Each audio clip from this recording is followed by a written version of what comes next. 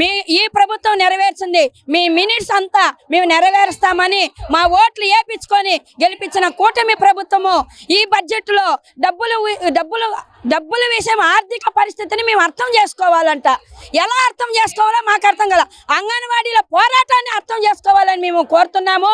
గత ప్రభుత్వానికి పట్టిన గత ఇది పడుతుంది. ఈ బడ్జెట్లో అంగన్వాడీ జీతాల పెంపు ఖచ్చితంగా చేయాలి. చేయని పక్షంలో అసెంబ్లీని ముట్టడించడానికి కూడా ఈ అంగన్వాడీలు ముందుకు వెనక్కి తగ్గరని ఈ సందర్భంగా మేము తెలియజేస్తున్నాము. ఈ బడ్జెట్ లో కనీస వేతనము 26,000. ఆ బడ్జెట్ లో ఆర్థిక పరిస్థితులు అన్నీ ఉన్నాయి. పోలవరం ప్రాజెక్టు గాని పెన్షన్లు గాని అన్ని కూడా పెంచుతున్నారు. అలాగే జీఎస్టీ పెంచుతున్నారు, పన్నులు వేస్తున్నారు, కరెంటు బిల్లు వేస్తున్నారు.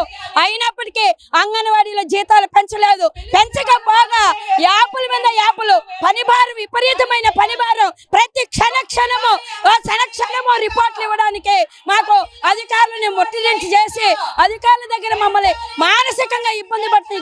ఈ ప్రభుత్వానికి తగదని ఐఎఫ్టీగా మేము డిమాండ్ చేస్తున్నాం.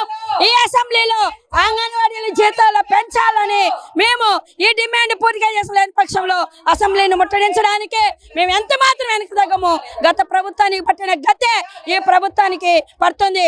అమ్మా మంత్రి గారు, మేము మీ ఇంట్లో పని చేసే ఒక పని మనిషి ఒక్క రోజు అంగన్వాడీ ఉద్యోగం చేసి అప్పుడు మీరు జీతాలు పెంచాల్సిందిగా మేము కోరుతున్నాం.